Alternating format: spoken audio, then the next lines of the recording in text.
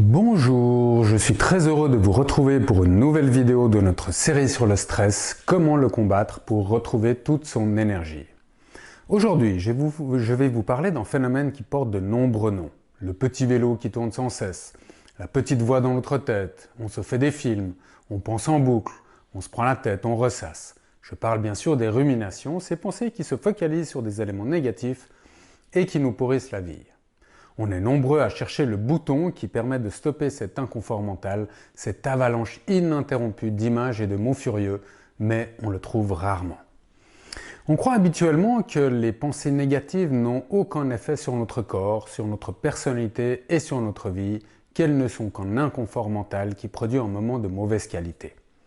On pense aussi que nos pensées sont déterminées par ce qu'on vit, et si nous avons de mauvaises pensées, c'est donc à cause de quelque chose qui ne va pas dans notre vie, ou à cause d'un événement spécifique ou d'une mauvaise interaction avec quelqu'un, bref, à cause d'une situation externe. Et à cause de cette croyance, on pense aussi qu'on ne peut pas agir sur nos pensées. Elles sont ce qu'elles sont car nous avons telle personnalité, parce qu'on a vécu une situation négative ou parce que notre vie ne se déroule pas comme on le voudrait.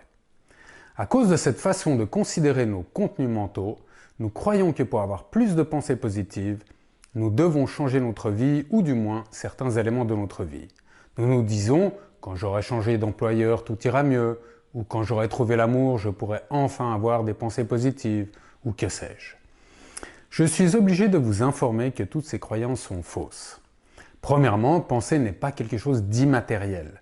Le contenu de notre tête a un effet direct sur notre corps. Toute notre physiologie s'adapte fondamentalement à nos pensées et ça à tous les niveaux. Au niveau hormonal, au niveau des tensions musculaires, de la position du squelette et même au niveau de notre énergie. Ce qu'il faut comprendre, c'est que ce n'est pas ce qu'on vit concrètement qui produit nos pensées, car il n'y a pas de relation directe entre la situation que nous vivons au niveau des faits et notre manière de le penser. Il y a toujours une étape intermédiaire entre les faits et notre réaction émotionnelle qui transforme notre manière de penser, c'est l'interprétation. Le problème, c'est que nous interprétons tout ce que nous vivons. Deux personnes peuvent vivre le même événement et pourtant produire des émotions différentes, car elles ne l'interprètent pas de la même manière. Les émotions ne sont pas encapsulées dans les faits, elles sont produites par notre façon de vivre une situation. Et bien sûr, cette interprétation est influencée par notre état du moment. Si nous sommes stressés, nous réagissons plus facilement par des émotions de stress, comme la colère, la peur ou l'anxiété. Mais si nous sommes zen, nos émotions sont différentes. Donc, on peut dire que ce qui nous fait ruminer, ce ne sont pas les situations elles-mêmes, mais nos interprétations de la situation influencées par notre état de tension. La bonne nouvelle, c'est qu'il est tout à fait possible d'intervenir sur nos pensées et d'en changer le cours. Je suis toujours surpris quand des participants à mes formations me disent qu'ils ne savaient pas que c'était possible de changer son discours intérieur. Mais oui, c'est tout à fait possible. Nous sommes bien plus que nos pensées et nous avons un esprit qui peut décider d'interrompre certains processus mentaux ou de voir les choses différemment ou de changer le scénario des films qu'on se projette sur notre écran mental. Dans cette vidéo, je vais vous proposer 3 pistes pour améliorer la qualité de vos pensées et diminuer vos ruminations. Mais pourquoi changer ses pensées ? Notre vie, c'est ce qui circule dans notre tête. Nous pouvons jouir d'une bonne situation financière, être en bonne santé, avoir un bon environnement social, tout en souffrant de trop de ruminations négatives. Les conditions matérielles aident certes à mieux vivre, mais ce n'est pas une garantie. Si nous craignons en permanence de perdre tout ce qu'on possède, nous sommes dans des soucis, des anxiétés, des angoisses. Nous vivons mal malgré notre confort matériel. C'est plutôt l'inverse qui est valable. C'est parce que nous avons un état d'esprit positif et un mindset puissant que notre vie matérielle s'améliore. C'est parce que nous avons des pensées positives que notre vie devient meilleure et non l'inverse. C'est ce que démontre la théorie du ratio de Lozada, du nom du psychologue qui a identifié ce phénomène. Le ratio de Lozada montre que ce qui détermine la qualité réelle de notre vie, c'est la différence entre le nombre de pensées négatives et le nombre de pensées positives. Martial Lozada a découvert que si nous avons environ 3 fois plus de pensées positives que négatives, notre vie matérielle se développe mieux, nous avons une meilleure carrière, de meilleures relations sociales, nous atteignons plus souvent nos objectifs. Initialement, cette étude portait sur les contenus des communications au sein des équipes dans une entreprise. L'auteur affirme que les équipes dans lesquelles il y a plus de paroles positives sont plus performantes. Mais nous pouvons tout à fait l'appliquer à nos discours internes, ce qu'on se répète à longueur de journée. Si notre esprit est majoritairement négatif, nous perdons de l'énergie et donc nous avons moins de capacité pour réaliser nos projets. Car la pensée, c'est de l'énergie psychique. Vous pouvez l'observer sur vous-même quand vous êtes joyeux, que vous appréciez ce que vous êtes en train de vivre, ou quand vous êtes confiant de réussir vos projets, vous avez de l'énergie, vous vous sentez en pleine forme. Par contre, si vous passez une journée difficile, si vous êtes trop longtemps en colère ou anxieux, si vous vivez des interactions conflictuelles, vous êtes très vite épuisé. La façon de penser influence donc votre niveau d'énergie. Il existe encore une autre raison de diminuer les ruminations, c'est que les pensées transforment notre conscience. Chaque fois que nous pensons à quelque chose, nous activons un réseau neuronal. Penser, c'est connecter des cellules d'information, des neurones, dans un réseau. Plus vous activez la même pensée, plus le réseau associé à cette pensée se consolide et s'active rapidement. Si tous les jours vous pensez « je n'y arriverai pas »,« je suis nul »,« incapable », vous renforcez la structure neuronale qui vous oblige à penser ça. À force de ressasser la même chose, vous créez un automatisme de pensée. Cette inscription matérielle dans votre cerveau transforme petit à petit votre conscience. Par exemple, plus vous êtes anxieux, plus vous développez votre caractère anxieux. Avant d'aborder les différentes manières d'agir sur nos ruminations, il est important de comprendre comment fonctionne le mental. D'abord, il faut reconnaître que nous avons dans notre tête un flot ininterrompu de pensées, ça ne s'arrête jamais. On estime qu'on a entre 50 000 et 60 000 pensées par jour, c'est énorme. Mais ce ne sont pas toutes des perles de sagesse ou d'originalité, car la plupart d'entre elles sont les mêmes que la veille, on pense en boucle, on se répète des dizaines de fois le même discours intérieur. Ces pensées ont une charge énergétique, elles peuvent être positives, négatives ou neutres, ce qui a une incidence sur notre état d'esprit. Plus de la moitié de notre contenu mental n'est pas contrôlé, ce sont des ruminations, des pensées flottantes, des rêveries ou la liste des courses quand on se répète en boucle ce qu'on doit encore faire. Quand on est sous stress, c'est encore pire, on n'arrive plus à contrôler ce qui circule dans notre crâne. La pensée procède d'un processus linéaire, c'est-à-dire qu'on ne peut pas penser deux choses à la fois. Les pensées viennent toujours les unes après les autres. Et enfin, une dernière caractéristique à relever, c'est que nos pensées sont principalement tournées vers le passé et le futur, rarement tournées vers le présent. Maintenant que nous comprenons mieux notre mental, je vous propose 3 techniques pour reprendre le contrôle de ce qui circule dans votre tête et contrôler vos ruminations.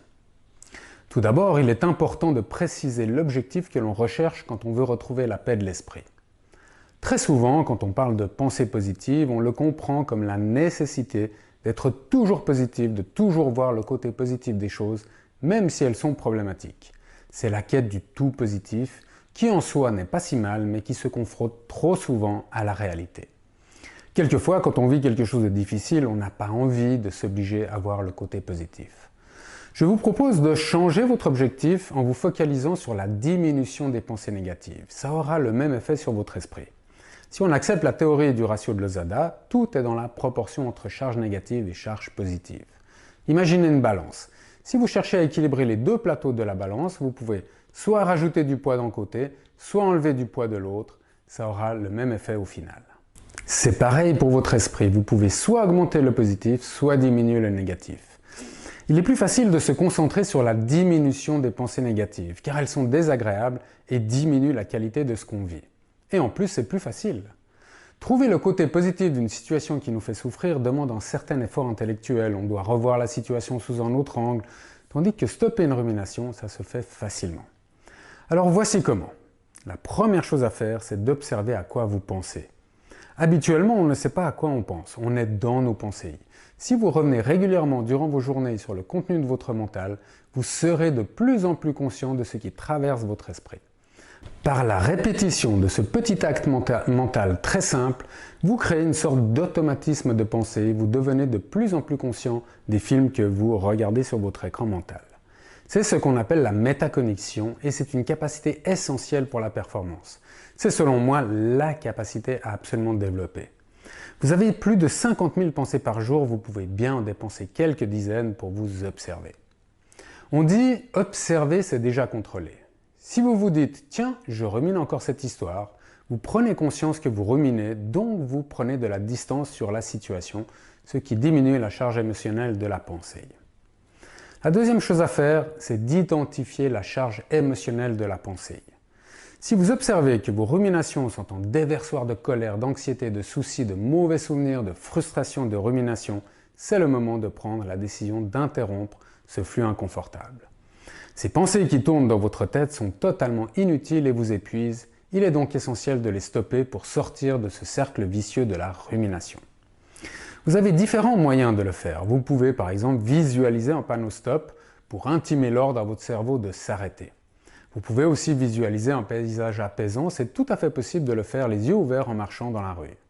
Vous pouvez activer une pensée de réserve, c'est-à-dire que vous choisissez 2 ou 3 pensées qui vous font du bien et que vous utilisez pour remplacer une idée sombre. Par exemple, rappelez-vous vos dernières vacances. Vous pouvez revenir dans vos sensations corporelles, il n'y a rien de mieux pour se remettre dans l'instant présent. Vous pouvez également utiliser votre sens de la vue en vous focalisant sur tout ce qui vous entoure. Vous verrez, ça va stopper vos ruminations. Rappelez-vous, on ne peut pas penser 2 choses à la fois. La troisième chose à faire, c'est de donner du sens à vos ruminations en analysant votre niveau de stress. La plupart du temps, on interprète les événements à partir de notre état. Et si on est en tension, on ne voit que le côté négatif des choses. Nos scénarios catastrophes sont exagérés, on s'imagine ou on se rappelle le pire. C'est malheureusement comme ça que fonctionne le cerveau, il est sous l'influence de la dynamique du corps. Alors plutôt que d'essayer de décortiquer ce qu'il y a à l'intérieur de nos histoires mentales, on peut juste se situer au niveau de l'émotion. C'est l'émotion qui dirige la pensée, l'émotion a besoin de penser pour vivre. On ne peut pas être en colère contre rien, il faut du contenu sur lequel déverser nos émotions. Alors je vous invite à considérer vos ruminations comme le symptôme de votre état de tension. Le stress provoque des émotions comme la colère, la peur ou l'anxiété. Ces 3 émotions peuvent se décliner dans de nombreuses émotions plus faibles comme l'irritation, l'impatience, la frustration, les soucis. Et on se rend compte que la majorité de nos ruminations sont de cet ordre. Donc la vraie raison de vos pensées négatives, c'est que vous êtes sous stress car votre cerveau pense ne pas maîtriser la situation.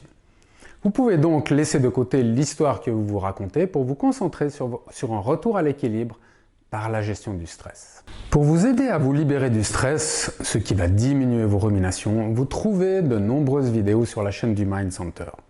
Je vous mets également dans le descriptif ci-dessous le lien de ma formation Gestion du stress et de l'énergie, dans laquelle je partage ma méthode qui a permis à plus de 5000 personnes de sortir de ce cercle infernal du stress et de l'anxiété.